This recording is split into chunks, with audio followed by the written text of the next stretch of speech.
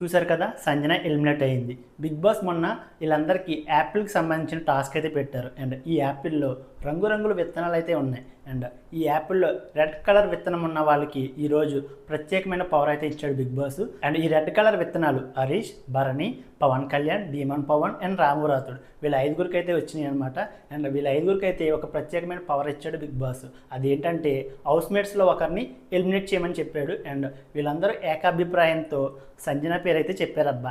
సంజన ఎక్కువ దొంగతనాలు చేయడం వల్ల హౌస్ మొత్తం డిస్టర్బ్ అవుతుందని చెప్పి వీళ్ళైతే సంజనని అయితే ఎలిమినేట్ చేద్దాం అనుకున్నారు. ఎస్పెషల్లీ హరీష్కి సంజనకి పడదు కాబట్టి హరీష్ కావాలని చెప్పి సంజన పేరు చెప్పాడేమో అనిపించింది. హరీష్ అయితే ఇలా కావాలని చెప్పి తన పేరు చెప్పడం అయితే కరెక్ట్ కాదనిపించింది. సంజన దొంగతనాలు చేయడం రాంగే, కానీ ఈ దొంగతనాలు చేయడం వల్లే తనని ఎలిమినేట్ చేయడం మాత్రం కరెక్ట్ కాదనిపించింది. సంజన ఎలిమినేట్ అవడంతో హౌస్ మేట్స్ అందరూ షాక్ అయ్యారు. ఇమ్మాన్యుయల్ అయితే చాలా ఎమోషనల్ అయ్యాడు. సంజన ఎలిమినేట్ అయింది, కానీ సీక్రెట్ రూమ్కి అయితే సంజన వెళ్ళింది అనమాట. అండ్ హౌస్ మేట్స్ అందరికి కూడా ఈ విషయం తెలిసే ఉంటుంది.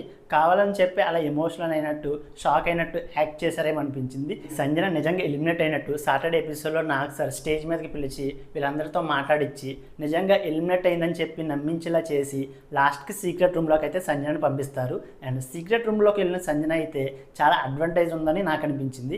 అండ్ బయట ఫాలోయింగ్ కూడా ఎక్కువగా పెరుగుతుందేమో అనిపిస్తుంది. సీక్రెట్ రూమ్లోకి వెళ్తున్న సంజనకి ఇది అడ్వాంటేజ్ అవుద్దా, లేదంటే తన బిహేవియర్ ఏదైనా చేంజ్ అయ్యి డిసడ్వాంటేజ్ అవుద్దా అనేది మనం వేచి చూడాల్సిందే. ఈ రోజు ఎలిమినేట్ అయిన సంజన తిరిగి సీక్రెట్ రూమ్లోకి వెళ్ళడం మీద మీకేమనిపించిందో వీడియోని లైక్ చేసి మీ అభిప్రాయాన్ని కామెంట్ చేయండి. మన ఛానల్ని ఎవరైనా సబ్స్క్రైబ్ చేసుకోకపోతే ఇప్పుడే సబ్స్క్రైబ్ చేసుకోండి.